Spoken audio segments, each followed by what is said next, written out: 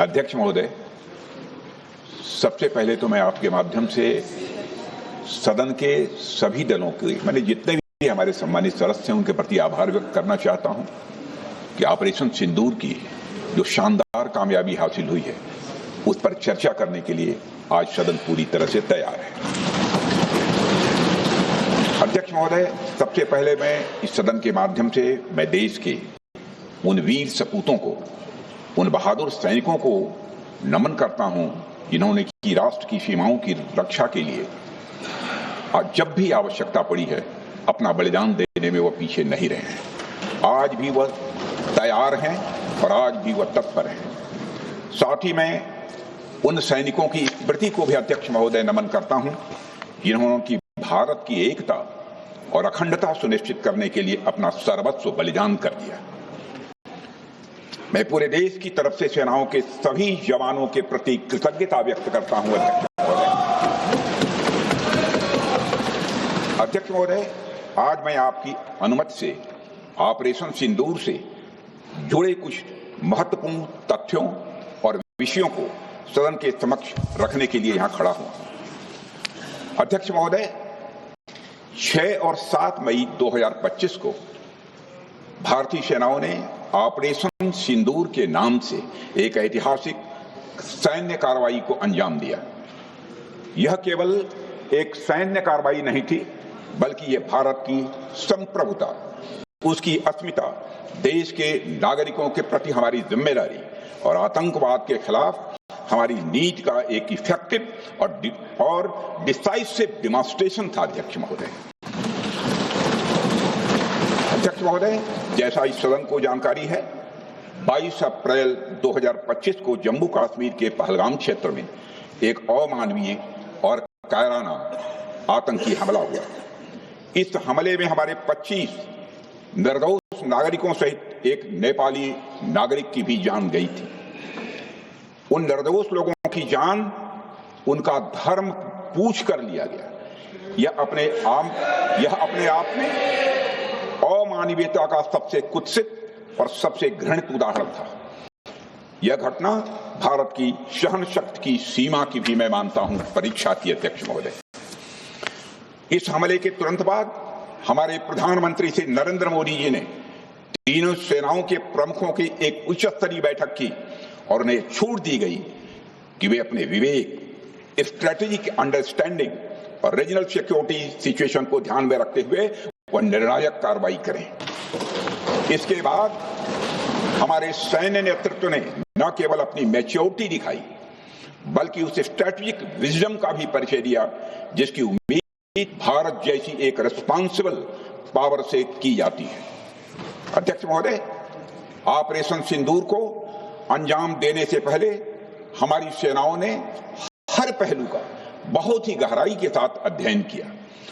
हमारे पास कई विकल्प थे, लेकिन हमने उस विकल्प को चुना जिसमें आतंकवादियों और उनके ठिकानों को अधिकतम नुकसान पहुंचे और जिसमें पाकिस्तान के आम नागरिक को कोई क्षति न होने पाए, इस बात की भी हम लोगों ने चिंता की। अध्यक्ष महोदय, हमारी सेनाओं द्वारा की गई वेल कोऑर्डिनेटेड स्ट्राइक्स ने 9 टेररिस्ट इंफ्रास्ट्रक्चर टारगेट्स को प्रिसीजन के साथ, सटीकता के साथ हिट किया और इस सैन्य कार्रवाई में एक अनुमान के अनुसार 100 से अधिक आतंकवादी, मैं बहुत संभल कर बोल रहा हूं अध्यक्ष महोदय, हमारी फिगर गलत ना होने पाए, फिगर इससे बहुत अधिक है। 100 से अधिक आतंकवादी, उनके ट्रेनर, उनके प्रशिक्षक, उनके हैंडलर, लश्कर-ए-तोयबा और हिजबुल मुजाहिदीन जैसे आतंकवादी संगठनों से संबंधित थे। ये वही आतंकी संगठन हैं जिन्होंने पाकिस्तान की सेना और ISI का जिन्हें खुला समर्थन प्राप्त है। अध्यक्ष महोदय, 7 मई 2025 को रात्रि 1:05 भारतीय सशस्त्र बलों ने ऑपरेशन सिंदूर प्रारंभ किया, जिसमें पाकिस्तान और पाक ऑक्युपाइड कश्मीर में भारत के खिलाफ आतंकी गतिविधियों से जुड़े 9 स्थानों को निशाना बनाया गया। इसमें पीओके के मुजफ्फराबाद में, सवाई नाला और सैयदना बिलाल कैंप, कोटली में मस्जिद अब्बास व मसबर रहील शाहिद कैंप, कोटली में गुलपुर कैंप, भिम्बर में बरनाला कैंप, कोटली में अब्बास कैंप और पाकिस्तान के पंजाब प्रांत में बहावलपुर, मुरिदके और सरजाल और मेहमुना जोया शामिल थे। इनमें से 7 आतंकी शिविरों को भारतीय सेना ने पूरी तरह से नष्ट कर दिया, जबकि भारतीय वायुसेना ने मुरिदके और बहावलपुर को नेस्त नाबूद किया, जो लश्कर-ए-तोयबा और जैसे मोहम्मद के केंद्र हैं। पूरा ऑपरेशन मात्र, अध्यक्ष महोदय, जानकर पूरे सदन को प्रसन्नता होगी कि विद इन 22 मिनट्स पूरा ऑपरेशन समाप्त और हमने आतंकवादियों को उनके घर में घुसकर मारा। सशस्त्र बलों ने हमारी माताओं और बहनों के सिंदूर का बदला लिया और प्रत्येक भारतीय इस भावना से ओत-प्रोत हो गया। अध्यक्ष महोदय, मैं चाहूंगा कि पूरा सदन एक बार हमारे सेना के बहादुर जवानों के शौर्य और पराक्रम का।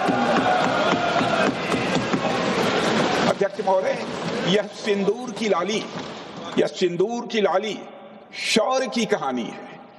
यह सिंदूर की लाली शौर्य की कहानी है, भारत के मस्तक पर वीरता की निशानी है। अध्यक्ष महोदय, सेनाओं ने अंधेरी रात होने के बावजूद हमले की सफलता के स्पष्ट एविडेंस भी जुटाए हैं, साक्ष्य है हमारे पास। अध्यक्ष महोदय, हमले के कुछ ही घंटों के भीतर एक प्रेस रिलीज और मीडिया ब्रीफिंग के माध्यम से इन्हें जनता की जानकारी के लिए जारी कर दिया गया था। मुझे यह पुष्टि करते हुए गौरव की अनुभूति हो रही है कि सशस्त्र बल अपने सभी मिशन ऑब्जेक्टिव्स को पूरा करने में पूरी तरह से सक्षम रहे और साथ ही कामयाब रहे।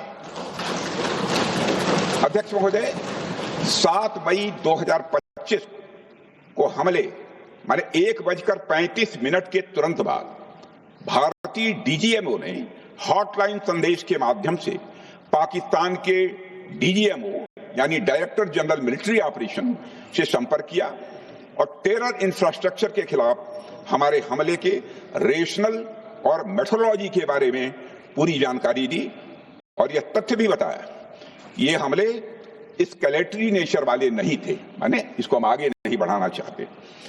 जिन मोहि मारा तीन मोहि मारे। अध्यक्ष महोदय, जिस प्रकार प्रभु हनुमान ने लंका में अपनी रणनीति बनाई थी, उसी प्रकार हमने भी उन्हीं को निशाना बनाया जिन्होंने हमें नुकसान पहुंचाया था। हालांकि पाकिस्तान ने इस रेशनल को समझने से इनकार कर दिया और अगले कुछ दिनों तक सिविलियन और सैन्य ठिकानों पर गोलीबारी करके बड़े पैमाने पर सीज फायर वायलेशन करके स्थिति को एस्केलेट करने की उसने कोशिश की। अध्यक्ष महोदय, 7-8 मई 2025 की रात को क्लियरली आइडेंटिफाइड आतंकवाद संबंधी ठिकानों पर हमारे सफल ऑपरेशन के बाद, सफल हमले के बाद पाकिस्तान ने स्थिति को एस्केलेट कर दिया और अनमैन्ड एरियल सिस्टम और अन्य साधनों का उपयोग करके भारतीय वायुसेना के बेसेस, भारतीय वायुसेना के सेंसर और सेना के फॉर्मेशन हेडक्वार्टर से लेकर ब्रिगेडों तक पर भी उसने हमला कर दिया। हालांकि हमारी इंटीग्रेटेड एयर डिफेंस ग्रिड और काउंटर यूएस ग्रिड ने इन हमलों को सफलतापूर्वक विफल कर दिया। अध्यक्ष महोदय, S-400 यमारसैन आकाश मिसाइल सिस्टम और एयर डिफेंस गन्स बहुत प्रभावी साबित हुई हैं। अध्यक्ष महोदय, इस एस्केलेशन पर हमारा जवाबी हमला स्विफ्ट,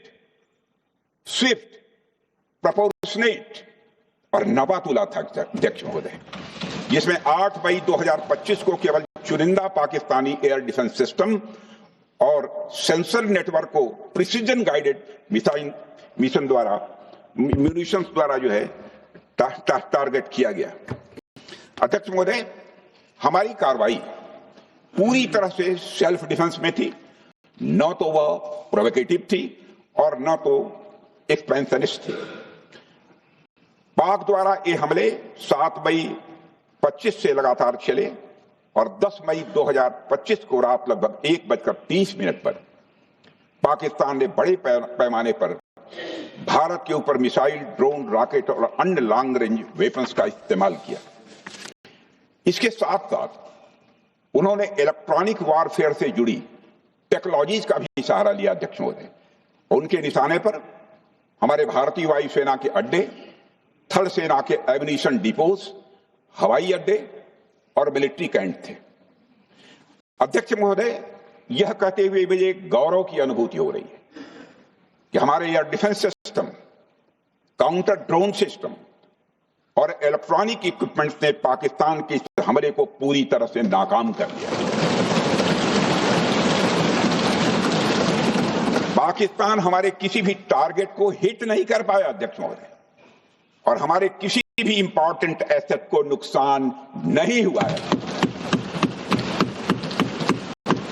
हमारी सुरक्षा व्यवस्था अध्यक्ष महोदय चाक चौबंद थी और हर हमले को हम लोग रोका गया। मैं इसके लिए भारतीय सेना के बहादुर सैनिकों की जमकर सराहना करता हूं, जिन्होंने दुश्मन के हर मंसूबे पर पानी फेर दिया। और अपने प्रतिपक्ष के मित्रों से भी कहना चाहता हूं, एक बार फिर से भारत के सेना के जवानों का कम से कम मेज थपथपाकर उनका अभिनंदन करिए। बहुत बहुत धन्यवाद। बहुत बहुत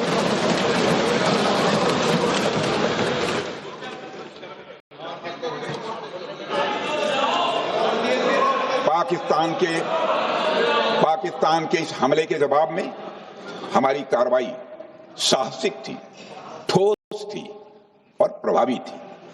भारतीय वायुसेना ने वेस्टर्न फ्रंट पर पाकिस्तान के हवाई अड्डों, command and control systems, military infrastructures और एयर डिफेंस सिस्टम को निशाना बनाया और इस मिशन को हमारी सेनाओं ने सफलतापूर्वक अंजाम देने में कामयाबी हासिल की। अध्यक्ष महोदय, हमारी सेनाओं ने चकलाला, सरगोधा, रफीकी, रहीम यार खान, जैकबाबाद, सुक्कुर और भोलारी जैसे बड़े एयरबेस पर प्रहार किया और पूरी दुनिया ने भारतीय वायुसेना के शौर्य और पराक्रम की तस्वीर देखी।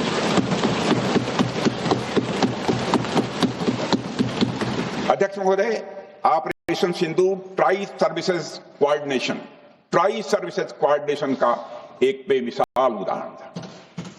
जब भारतीय वायुसेना ने आसमान से हमले किए, हमारी थल सेना ने जमीन पर मोर्चा संभाल लिया। हमारे जवान नियंत्रण रेखा पर पूरी ताकत से डटे रहे और पाकिस्तान की हर हरकत का करारा जवाब दिया। अध्यक्ष महोदय, भारतीय नौसेना ने भी, लोग पूछते हैं भारतीय नौसेना का क्या रोल था, भारतीय नौसेना ने भी उत्तरी अरब सागर में अपनी तैनाती मजबूत कर दी। भारतीय नौसैनिकों ने पाकिस्तान को यह साफ संदेश दिया कि हम समुद्र से लेकर जमीन तक पाकिस्तान के हर महत्वपूर्ण ठिकानों पर प्रहार करने में न केवल सक्षम हैं बल्कि हम तैयार हैं। अध्यक्ष महोदय, इस ऑपरेशन का मकसद टेररिस्ट कैंप्स और उनके सपोर्टर्स को टारगेट करना, उन्हें नेस्त नाबूद करना था और यह साफ संदेश देना था कि भारत आतंकवाद के विरुद्ध जीरो टॉलरेंस रखता है। भारत ने कार्रवाई इसलिए रोकी क्योंकि कॉन्फ्लिक्ट के पहले और उसके दौरान जो भी पॉलिटिकल और मिलिट्री ऑब्जेक्टिव्स तय किए गए थे उसे हम पूरी तरह से हासिल कर चुके थे। इसलिए यह कहना, यह मानना कि यह ऑपरेशन किसी दबाव में रोका गया था, यह बेबुनियाद है और सरासर गलत है।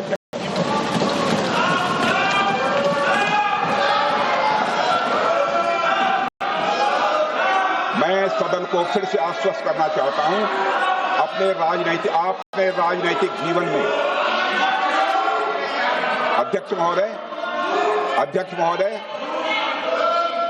मैं आपके माध्यम से सदन को आश्वस्त करना चाहता हूं, अपने राजनीतिक जीवन में जानबूझकर कभी भी असत्य न बोलूं, इसकी भरपूर कोशिश की है मैंने, चाहे सदन हो अथवा सदन के बाहर। अध्यक्ष महोदय, मैं आपके माध्यम से सदन को यह भी अवगत कराना चाहता हूं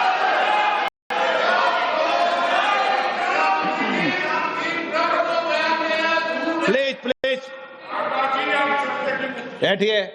आप क्यों खड़े? अध्यक्ष महोदय, मैं आपके माध्यम से सदन को यह भी अवगत कराना चाहूंगा कि सीमा पार करना या वहां की टेरिटरी कैप्चर करना इस ऑपरेशन का उद्देश्य नहीं था। ऑपरेशन सिंदूर प्रारंभ करने का मकसद था अध्यक्ष महोदय उन टेरर नर्सरीज को खत्म कर देना जिन्हें पाकिस्तान ने बरसों से पाला पोसा था। और यह ऑपरेशन उन मासूम परिवारों को न्याय दिलाने के लिए लॉन्च किया गया था जिन्होंने पाक स्पॉन्सर्ड टेररिस्ट अटैक्स में अपने प्रियजनों को खोया था। हमारी सेनाओं ने सिर्फ उनको टारगेट किया जो इन आतंकियों को सपोर्ट करते हुए भारत पर हमला करने की कोशिश में लगातार शामिल थे।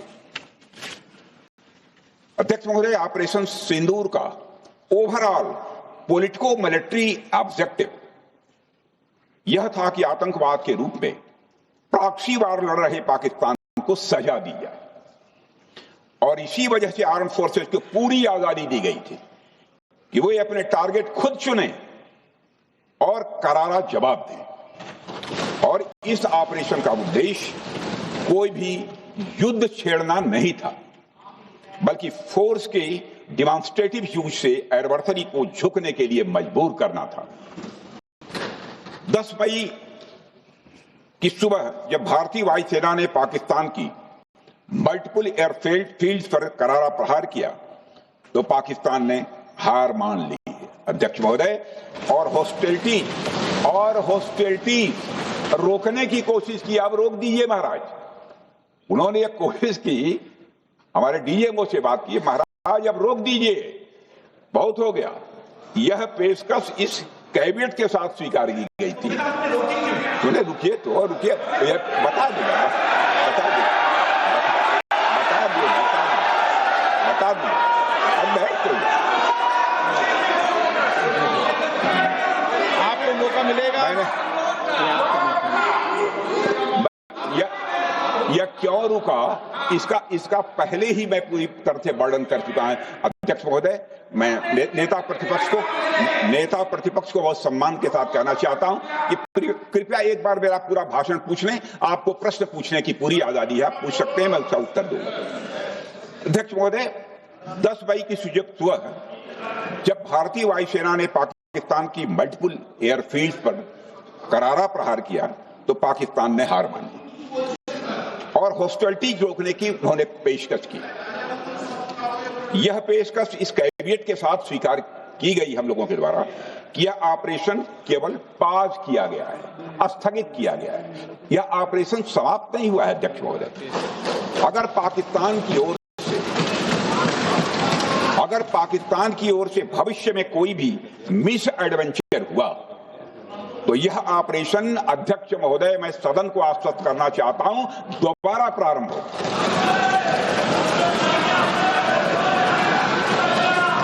अध्यक्ष महोदय, भारतीय वायुसेना के जबरदस्त हमलों, नियंत्रण रेखा पर थल सेना की मजबूत जवाबी कार्रवाई और नौसेना के हमलों के डर ने पाकिस्तान को झुकने के लिए मजबूर कर दिया अध्यक्ष महोदय।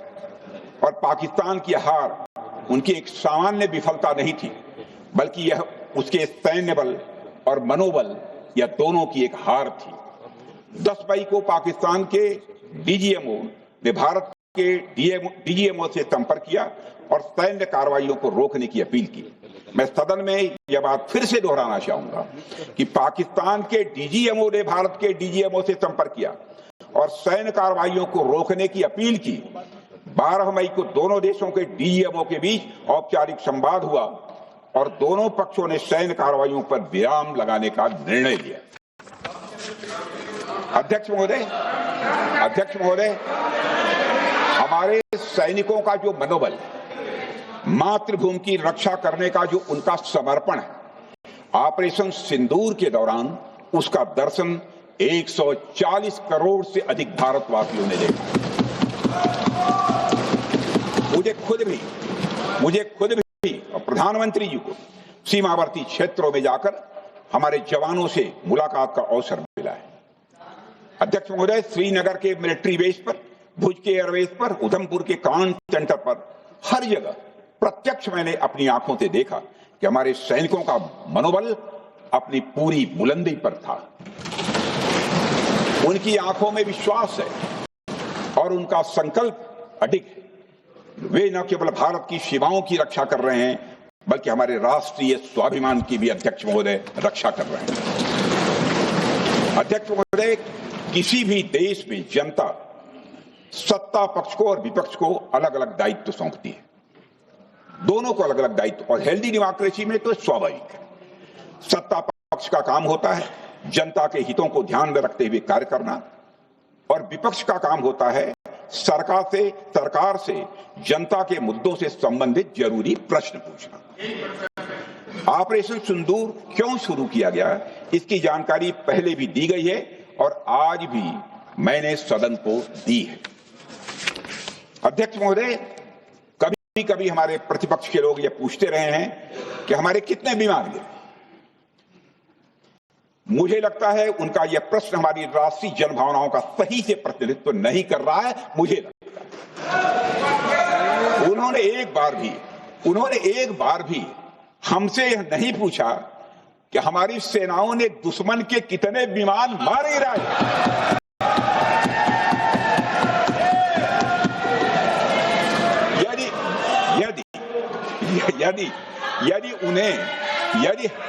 यदि उन्हें प्रश्न पूछना ही है अध्यक्ष महोदय, तो उनका प्रश्न यह होना चाहिए, क्या भारत ने आतंकवादी ठिकानों को तबाह किया?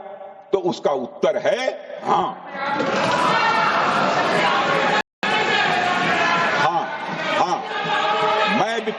मैं विपक्ष के सम्मानित साथियों से कहना चाहता हूं कि आपको प्रश्न पूछना है तो यह प्रश्न पूछिए, क्या ऑपरेशन सिंदूर सफल रहा? तो उसका उत्तर है हाँ।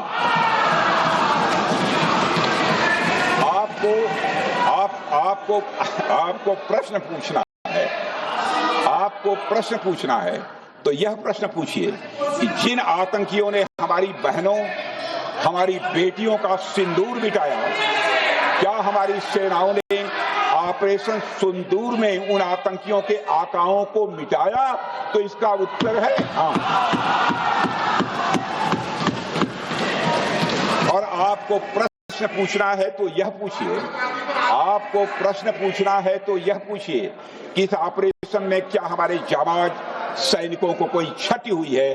तो उसका उत्तर है नहीं। अध्यक्ष महोदय, लक्ष्य जब बड़े हो तो अपेक्षाकृत छोटे मुद्दों पर हमारा ध्यान नहीं जाना चाहिए। लक्ष्य बड़े हो तो छोटे मुद्दों पर, अपेक्षाकृत जो छोटे मुद्दे होते हैं कंपैरेटिवली, उन पर ध्यान नहीं जाना चाहिए, क्योंकि छोटे मुद्दों पर ही ध्यान देते रहने से देश की सुरक्षा और सैनिकों के सम्मान और उत्साह जैसे बड़े मुद्दों से ध्यान हट सकता है, जैसा कि विपक्ष के हमारे कुछ साथियों के साथ हो रहा है। अब चूंकि विपक्ष के मित्र ऑपरेशन सिंदूर को लेकर उचित प्रश्न नहीं पूछ पा रहे हैं, तो उन्हें मैं क्या बताऊं अध्यक्ष महोदय। मैं लगभग 4 डिकेड से अधिक समय से राजनीति में, सत्ता पक्ष हो या विपक्ष हो, अपनी पार्टी हो या दूसरी पार्टी हो, कभी भी किसी के साथ दलगत राजनीति को मैंने शत्रुतापूर्ण तरीके से जिंदगी में नहीं देखा है मैंने अध्यक्ष महोदय। इसलिए आज अगर विपक्ष प्रश्न पूछने में असफल है, मैं विपक्ष को उनके इस काम में थोड़ी सी मदद करना चाहता हूं। अध्यक्ष महोदय, मैं विपक्ष के अपने सम्मानित साथियों से कहना चाहता हूं कि यदि आज हम लोग सत्ता पक्ष में हैं, तो ऐसा नहीं है कि हम हमेशा सत्ता पक्ष में ही रहेंगे। यह आवश्यक नहीं है, किसी के लिए आवश्यक नहीं। एक लंबा समय हमने विपक्ष का काम किया है, एक लंबा समय हमने सरकारों से सवाल पूछने में लगाया है। जनता ने जब हमें विपक्ष में रहने का दायित्व सौंपा था, तो हमने विपक्ष में रहकर विपक्ष की भूमिका को बड़े ही सकारात्मक तरीके से निभाया भी है। अध्यक्ष महोदय, विपक्ष में रहकर हमने कैसे प्रश्न पूछे, इसके कुछ उदाहरण मैं यहां रखना चाहता हूं। 1962 में अध्यक्ष महोदय, चीन के साथ हुए युद्ध में जब दुखद परिणाम आया, तो हमने उस समय की सरकार से यह पूछे थे, लेकिन वह प्रश्न यह था कि हमारे देश की धरती पर दूसरे देश का कब्जा कैसे हुआ। हमने यह प्रश्न पूछा था कि हमारी सेना और हमारी जनता अपमानित क्यों हुई। हमने यह प्रश्न पूछा था कि बड़ी संख्या में हमारे सैनिक हताहत कैसे हुए। हमने यह प्रश्न नहीं पूछा कि हमारे टैंक, हमारी मशीनें, हमारी बंदूकें क्यों ध्वस्त हो गई। यह प्रश्न हम लोगों ने नहीं पूछा। मशीनों और तोपों की चिंता न करके, मशीनों और तोपों की चिंता न करके अध्यक्ष महोदय, हमने देश की टेरिटरी की चिंता की। हमने देश के सैनिकों की। इसी तरह 71 के युद्ध में, 71 के युद्ध में जब हमने पाकिस्तान को सबक सिखाया, मैं उस समय की सरकार को मैं बधाई देना चाहता हूं। हमने अपने राजनीतिक और सैन्य नेतृत्व की प्रशंसा की। हमने ये नहीं देखा कि किस दल की सरकार है, किस विचारधारा की सरकार है, इसकी चिंता नहीं की कभी। हमारे नेता अटल बिहारी वाजपेयी ने संसद में खड़े होकर उस समय के नेतृत्व की प्रशंसा की थी। हमने इस बात की खुशी जाहिर कि हमने अपने शत्रु को सबक सिखाया। हमने उस दौरान यह प्रश्न नहीं पूछा कि सबक सिखाने के दौरान में भारत के कितने प्लेन्स गिरे, भारत के कितने इक्विपमेंट्स बर्बाद हुए। यह प्रश्न अध्यक्ष महोदय उस समय भी हम लोगों ने नहीं पूछा। अध्यक्ष महोदय, यदि मैं इसे और भी प्रैक्टिकल तरीके से समझाऊं, तो किसी भी परीक्षा के परिणाम में रिजल्ट मैटर करता है। यदि किसी परीक्षा में कोई बच्चा अच्छे मार्क्स लेकर आ रहा है, तो हमारे लिए उसके मार्क्स मैटर करने चाहिए। हमें इस बात का ध्यान नहीं रखना चाहिए कि एग्जाम के दौरान उसकी पेंसिल टूट गई थी या उसकी पेन खो गई।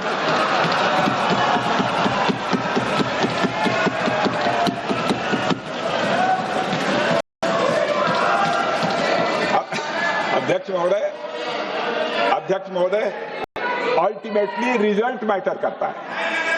और रिजल्ट यह है, अध्यक्ष महोदय, अल्टीमेटली रिजल्ट मैटर करता है। और रिजल्ट यह है अध्यक्ष महोदय कि ऑपरेशन सिंदूर के दौरान हमारी सेनाओं ने जो लक्ष्य निर्धारित किया था, उन लक्ष्यों को पूर्ण रूप से प्राप्त करने में हमने कामयाबी हासिल की। अध्यक्ष महोदय, भारत हमेशा से पाकिस्तान सहित अपने पड़ोसी देशों से मित्रता और सौहार्द सहयोगपूर्ण संबंध का सदैव इच्छुक रहा है। इसके लिए भारत की सभी सरकारों ने ईमानदारी से प्रयास भी किए हैं।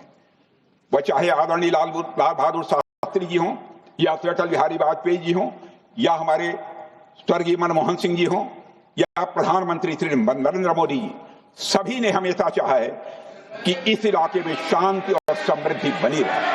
सभी ने यह चाहा। अध्यक्ष महोदय, यह बात हमारी सिविलाइजेशनल वैल्यूज के साथ मेल खाती है, इसलिए ऐसा हुआ। अध्यक्ष महोदय, पूरा विश्व जानता है कि पूर्व प्रधानमंत्री श्री अटल बिहारी वाजपेयी जी ने शांति का संदेश लेकर 1999 में लाहौर बस यात्रा की थी। वह सिर्फ एक यात्रा नहीं थी, वह यात्रा भारत की संस्कृति और शांति की प्रतीक थी। यह हमारे भारत की प्रकृति थी। लाहौर पहुंचकर श्री अटल बिहारी वाजपेयी जी ने मीनारे पाकिस्तान पर विजिटर्स बुक में जो लिखा था, जिसका जिक्र लोग आज भी करते हैं, और उन्होंने लिखा था, उसकी मैं चर्चा करता हूं। उन्होंने लिखा था कि मीनारे पाकिस्तान से मैं पाकिस्तान की जनता को यह विश्वास दिलाना चाहता हूं कि भारत अस्थायी शांति और मित्रता का आकांक्षी है। मैंने पहले भी कहा है और फिर भी कहता हूं, एक स्थिर और समृद्ध पाकिस्तान भारत के हित में है, इसमें कोई संदेह नहीं होना चाहिए। अध्यक्ष महोदय, यह हमारी सोच थी, यह हमारी शांति की पहल थी। यह पहल हमारी हजारों साल पुरानी सांस्कृतिक चेतना, हमारी नैतिक शक्ति और हमारी सभ्यता के उन मूल्यों से निकली थी जो शांति को शक्ति मानती है। अध्यक्ष महोदय, लेकिन हमारे शांति के प्रयास को हमारी नाइविटी, उदारता या सरलता समझ लिया गया। जब हम शांति के लिए कदम बढ़ा रहे थे, उसी वक्त पाकिस्तान कारगिल में घुसपैठ की साजिश रच रहा था। हम दोस्ती की राह पर थे तो वो षड्यंत्र की राह पर थे। जब हम मामला खुलकर सामने आया तो हमारे वीर सैनिकों ने इस घुसपैठ के खिलाफ कार्रवाई करना प्रारंभ किया और जब भारत की जीत सामने दिखाई दे रही थी तो पाकिस्तान ने परमाणु युद्ध की धमकी दे डाली। अध्यक्ष महोदय, तब हमारे प्रधानमंत्री, तत्कालीन प्रधानमंत्री आदरणीय अटल बिहारी वाजपेयी जी ने कहा था, पाक सेना के परमाणु हमले से भारत का तो कुछ नहीं बिगड़ेगा, लेकिन पाकिस्तान दूसरे दिन का सूरज नहीं देख पाएगा।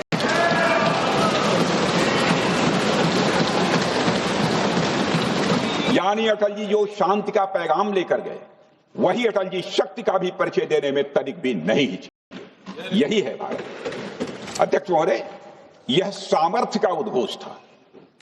यह एक स्पष्ट संदेश था कि भारत शांति चाहता है, लेकिन अगर कोई हमारी संप्रभुता को चुनौती देगा तो उसका जवाब भी उतनी ही दृढ़ता से दिया जाएगा।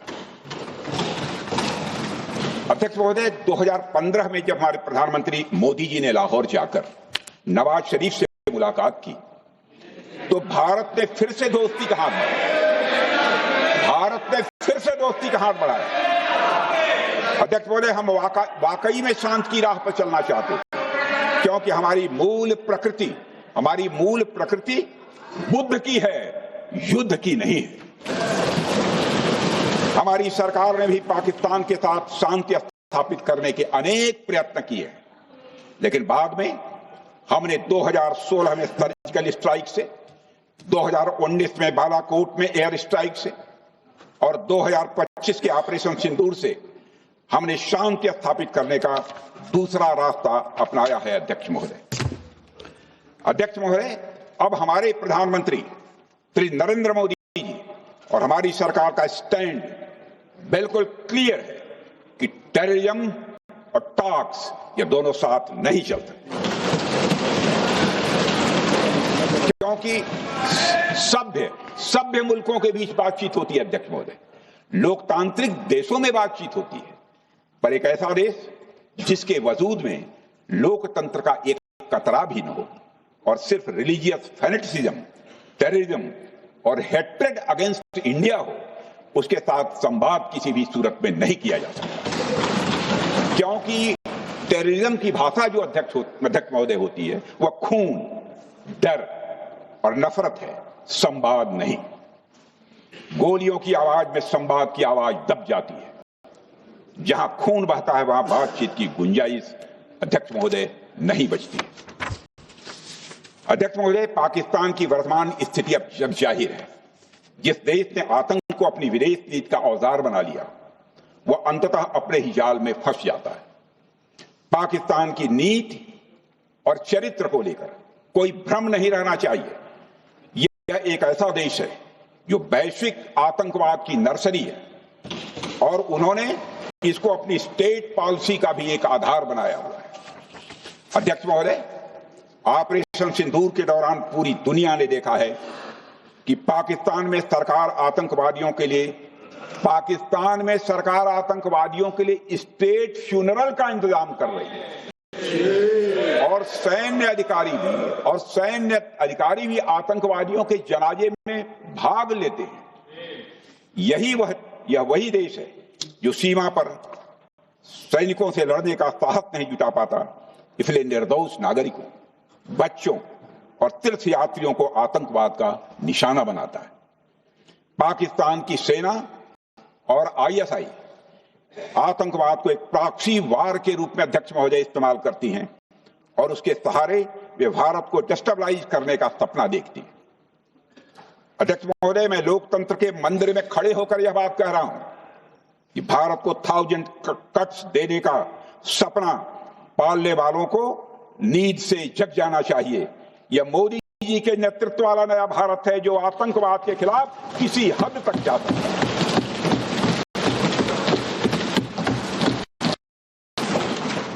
अध्यक्ष महोदय, आप भारत का इतिहास जानते हैं। देखिए, हमने कभी भी किसी की 1 इंच जमीन पर आज तक कभी कब्जा नहीं किया है। हम यह भी जानते हैं कि युद्ध अपनी बराबरी वालों से करना चाहिए। ऐसा गोस्वामी तुलसीदास जी ने लिखा है और गोस्वामी तुलसीदास जी कहते हैं कि नीति ऐसी ही होनी चाहिए, प्रीति और बैर बराबरी वाले से ही करनी चाहिए। शेर यदि मेढकों को मारे तो उसका बहुत अच्छा संदेश नहीं आता है अध्यक्ष महोदय। और अध्यक्ष महोदय, हमारे देश की सेना शेर है।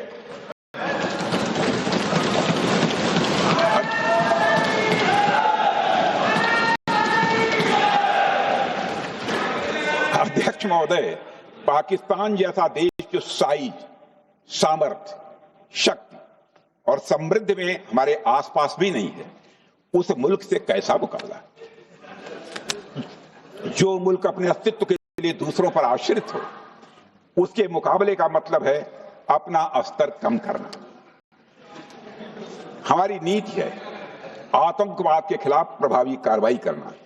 हमारा पाकिस्तान विरोध उनकी आतंकवाद की नीति के कारण है, इसलिए पाकिस्तान का हमारा विरोध है।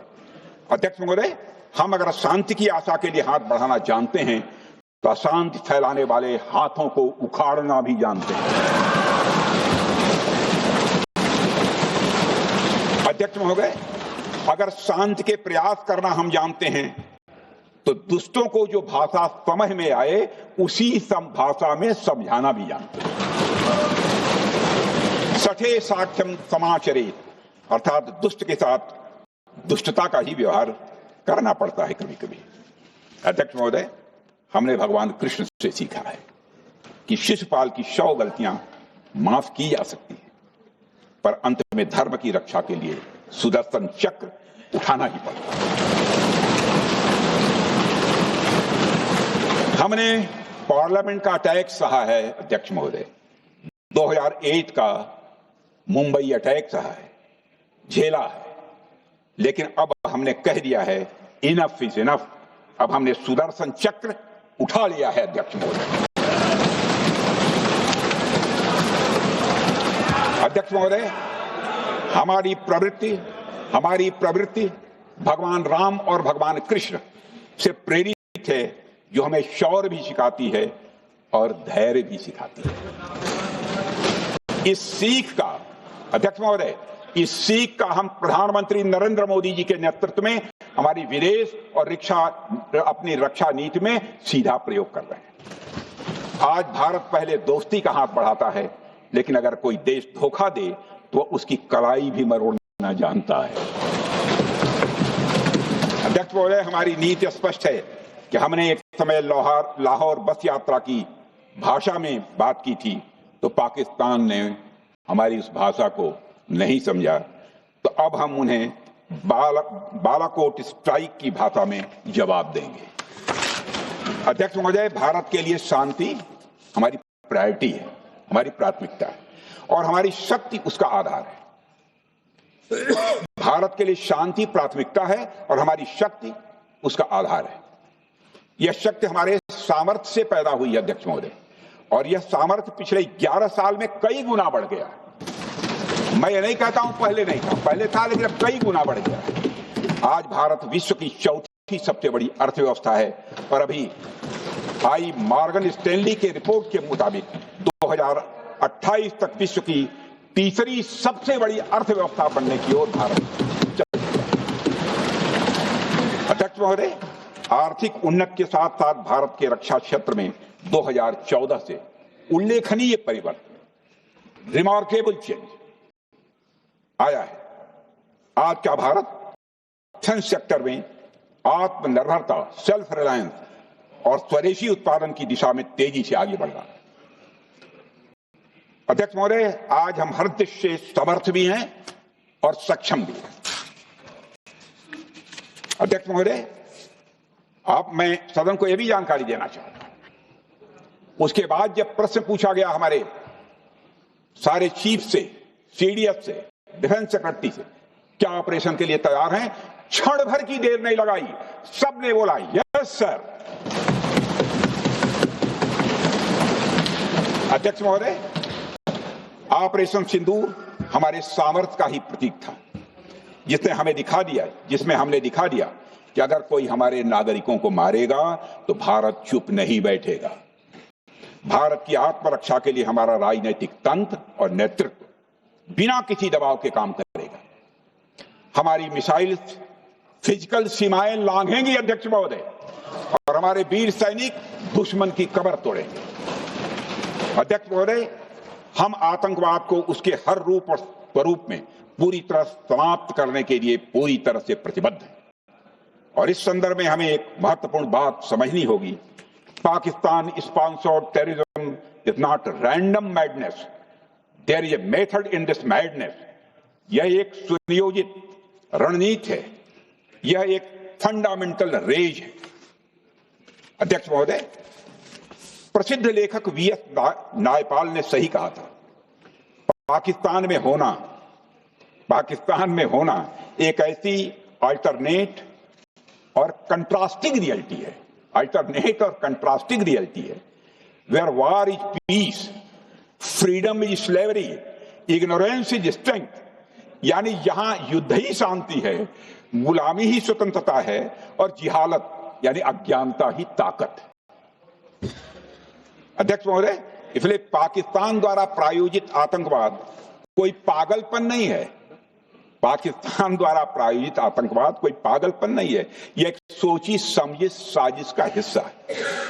यह एक ऐसी प्रक्रिया है जो आतंक को एक पॉलिटिकल टूल की तरह इस्तेमाल करती है। यह सिर्फ आतंकवाद नहीं, यह एक टूल किट है, एक ऐसा टूल किट जिसे पाकिस्तान की सेना और उसकी एजेंसियां एक नीति के तहत अपनाए हुए हैं। This tool kit is an opposition to civilized code of conduct that the rest of the world prefers to abide by। यानी यह टूल किट उस सिविलाइज्ड कोड ऑफ कंडक्ट के खिलाफ है जिसे दुनिया का हर जिम्मेदार देश मानता है। अध्यक्ष महोदय, यह एक कट्टरपंथी सोच की उपज है जिसमें सहिष्णुता के लिए कोई जगह नहीं। हमारा पाकिस्तान के साथ कोई सीमा का संघर्ष नहीं है अध्यक्ष महोदय, बल्कि यह सभ्यता बनाम बर्बरता का संघर्ष है। सभ्यता बनाम बर्बरता का संघर्ष।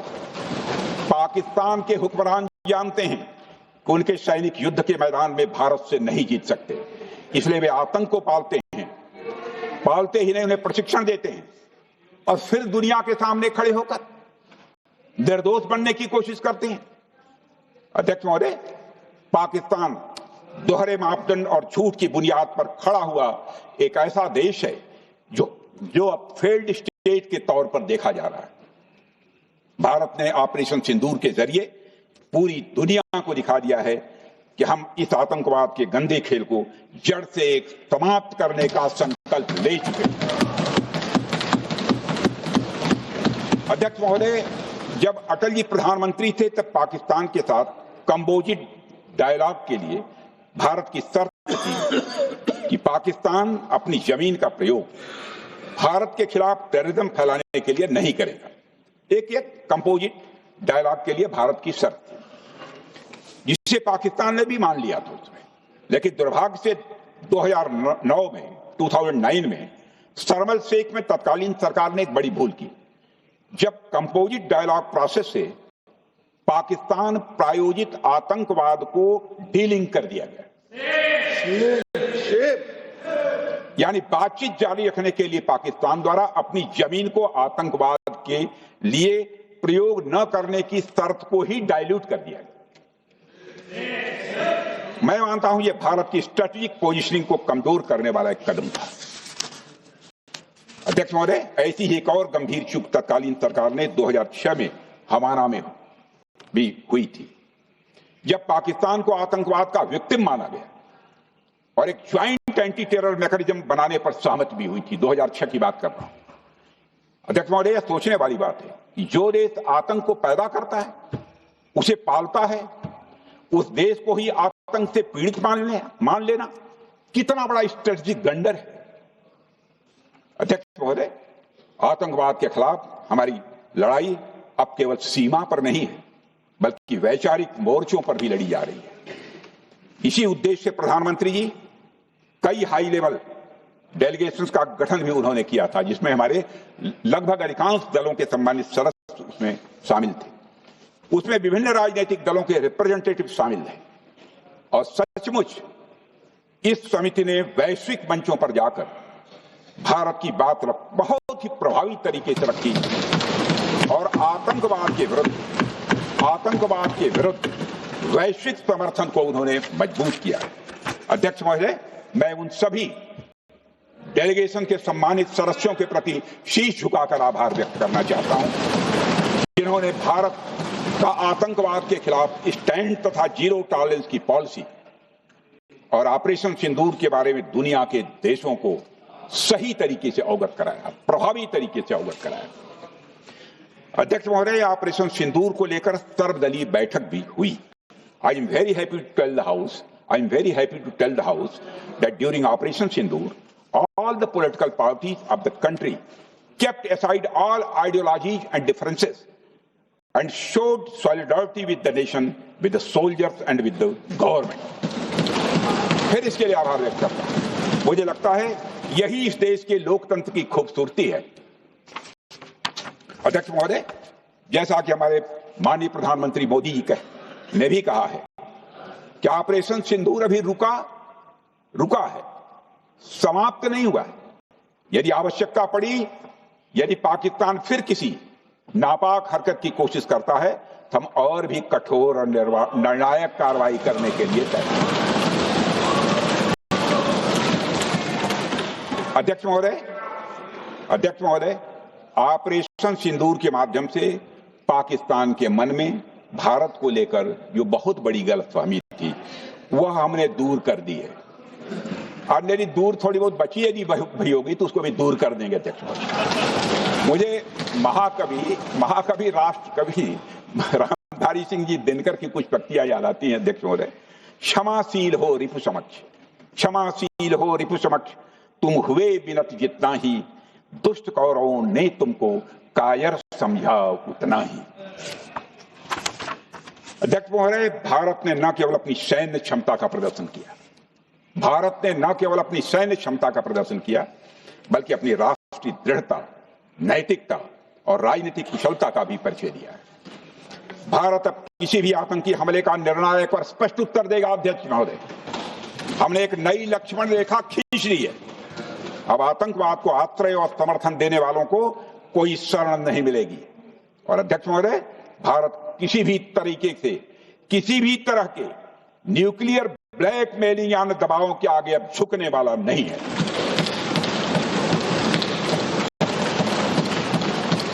अध्यक्ष महोदय, ऑपरेशन सिंदूर के माध्यम से जो हमने किया और उससे पहले सर्जिकल स्ट्राइक और एयर स्ट्राइक के जरिए जो संदेश दिया गया वह बहुत पहले ही हो जाना चाहिए, लेकिन जो होता है समय पर ही होता है। अध्यक्ष महोदय, हमारी सरकार ने आतंकवाद के खिलाफ हमारी जीरो टॉलरेंस की नीति को दुनिया के हर मंच पर पूरी तरह से स्पष्ट कर दिया है और हम उस पर कोई समझौता किसी भी सूरत में नहीं करने वाले। अभी कुछ सप्ताह पहले मुझे शंघाई कोऑपरेशन ऑर्गेनाइजेशन की डिफेंस मिनिस्टर्स मीटिंग में जाने का अवसर मिला। वहां जो डिक्लेरेशन तैयार किया जा रहा था उसमें आतंकवाद पर भारत का स्टैंड डाइल्यूट हो रहा था। हमने साफ कह दिया कि जब तक आतंकवाद के मुद्दे पर भारत का स्टैंड रखा नहीं जाएगा, हम किसी ज्वाइंट स्टेटमेंट पर साइन नहीं करेंगे और इसकी वजह से वहां कोई ज्वाइंट स्टेटमेंट नहीं आया। अध्यक्ष महोदय, इसका परिणाम क्या? अब देखिए, हमारे प्रधानमंत्री जी ब्रिक्स की बैठक में ब्राजील गए, करिश्मा किया है हमारे प्रधानमंत्री। तो चीन की मौजूदगी में जो ज्वाइंट डिक्लेरेशन आया उसमें जम्मू व कश्मीर में हुए आतंकी हमले को कंडेम भी किया गया। यह प्रधानमंत्री ने करिश्मा करके दिखाया, यानी भारत की बात अंततः मानी गई। और यह ब्रिक्स सम्मेलन के इतिहास में पहली बार हुआ जब जम्मू एवं कश्मीर में हुए किसी आतंकी घटना को खुलकर कंडेम किया गया। मैं इस सदन को याद दिलाना चाहता हूं, 2008 में मुंबई में इतनी बड़ी आतंकी घटना हुई, मगर उस समय की सरकार को जो प्रभावी कार्रवाई करनी चाहिए थी वो नहीं हो पाई लेकिन उसमें सबसे दुखद और आश्चर्य की बात है, कई वर्ल्ड फोरम, इंटरनेशनल फोरम पर जो उसका कंडेमनेशन होना चाहिए, जो उसकी निंदा की जानी चाहिए, वह भी जितना होना चाहिए नहीं हो पाया। अध्यक्ष, यदि आप उस घटना के बाद हुए ब्रिक्स सम्मेलन के डॉक्यूमेंट्स उठाकर देख लीजिए, मुंबई आतंकी हमले का कहीं जिक्र भी नहीं है। और अध्यक्ष महोदय, जब केंद्र में प्रधानमंत्री मोदी जी के नेतृत्व में सरकार बनी, तब जाकर कहीं के हालात कुछ बदलने शुरू हुए और साल 2017 में हुए ब्रिक्स सम्मेलन में पहली बार 2017 में हुए ब्रिक्स सम्मेलन में पहली बार आतंकवाद से लश्कर और जैश जैसे आतंकवादी संगठनों को जोड़ा गया। यह भी अपने में करिश्माई काम था। यह परिस्थिति इसलिए बनी क्योंकि इसके ठीक एक साल पहले उरी की घटना के भारत की सेनाओं ने सीमा पर जाकर सर्जिकल स्ट्राइक की थी। हमने दुनिया को बताया कि आतंकवाद के खिलाफ हम सरहद के इस पार भी मारेंगे और जरूरत पड़ी तो आतंकियों के घर में घुसकर भी मारेंगे। यह बदलाव प्रधानमंत्री मोदी जी के नेतृत्व में आया। अध्यक्ष महोदय, यह वही नीति है जो पहले की सरकारों को भी अपनानी चाहिए थी। उन सरकारों को जिनके शासनकाल में भारत ने सबसे भीषण आतंकी हमलों का सामना किया, जिनमें 2008 का मुंबई हमला आज भी हर हिंदुस्तानी के जेहन में बैठा हुआ है, जिंदा है, एक न भूलने वाली त्रासदी के रूप में जिंदा है। अध्यक्ष महोदय, मैं श्री प्रणब मुखर्जी जी ने अपनी किताब द कोलिशन ईयर्स में लिखा है, मेरे पास है भी, कोलिशन ईयर्स में लिखा है कि जब मुंबई अटैक हुआ था, प्रणोदा ने लिखा है, जब मुंबई अटैक हुआ था, India had evidence that the terrorist came from Karachi port. Pakistan के नॉन स्टेट एक्टर्स के बहाने पूरी दुनिया में को पूरी दुनिया में कोई मान नहीं रहा था। उन्होंने लिखा है प्रणोदा ने, and I quote, amid heated debates within the cabinet, there was a demand for military intervention which I rejected. यह उन्होंने लिखा, मैंने नहीं लिखा, अनकोट। अध्यक्ष महोदय, भारतीय विदेश सेवा के एक वरिष्ठ अधिकारी ने भी अपनी किताब में इस बात की पुष्टि की है, जिनका नाम है अजय विसारिया, और वो शायद फॉरेन सेक्रेटरी थे, कि मुंबई हमले के तुरंत बाद एक उच्च स्तरीय बैठक हुई थी जिसमें तत्कालीन विदेश मंत्री प्रणोदा ने पूछा व्हाट शुड बी डन। तो विदेश सचिव शिवशंकर मेनन जी ने सुझाव दिया कि भारत मोरदके में लश्कर ए तोयबा के मुख्यालय पर क्रूज मिसाइल से हमला कर सकता है। यह सुनकर प्रणोदा ने चश्मा उतारकर साफ किया और सभी अधिकारियों को धन्यवाद देकर बैठक समाप्त कर दी। अध्यक्ष महोदय, उस समय की सरकार ने जो सही समझा वो किया, पर मैं मानता हूं कि अगर तब की सरकार ने भी 2016 सर्जिकल स्ट्राइक, 2019 एयर स्ट्राइक जैसे निर्णायक और कठोर कदम उठाए होते तो पाकिस्तान की स्ट्रेटेजिक कैलकुलस बदल सकती थी। एक पावरफुल और डिसाइसिव एक्शन पाकिस्तान और उनकी सेना के द्वारा इस 500 टेररिस्ट ऑर्गेनाइजेशंस के लिए बड़ा डिसइंसेंटिव साबित हो सकती थी। अध्यक्ष महोदय, 2008 में मुंबई हमलों के बाद उस समय की सरकार ने सिर्फ बातचीत का मार्ग चुना था। मैं स्पष्ट करना चाहता हूं, यह कोई आलोचना नहीं है अध्यक्ष महोदय, न उस सरकार की, न उस समय के प्रधानमंत्री की, और न ही उन नेताओं की। उस समय की लीडरशिप को जो सही लगा उन्होंने वह निर्णय लिया। अध्यक्ष महोदय, बस मैं इतना ही कहना चाहता हूं कि आज का भारत अलग सोचता है और अलग तरीके से काम करता है। हमारा मानना है यह आपका प्रतिद्वंदी आतंक को रणनीति बना चुका हो और बातचीत की भाषा नहीं समझता हो तो standing firm and being decisive के अलावा कोई विकल्प नहीं बचता है। अध्यक्ष महोदय, आज हमारे प्रधानमंत्री मोदी जी के नेतृत्व में भारत वह देश नहीं रहा जो पहले था। Two-day doziers have been replaced by decisive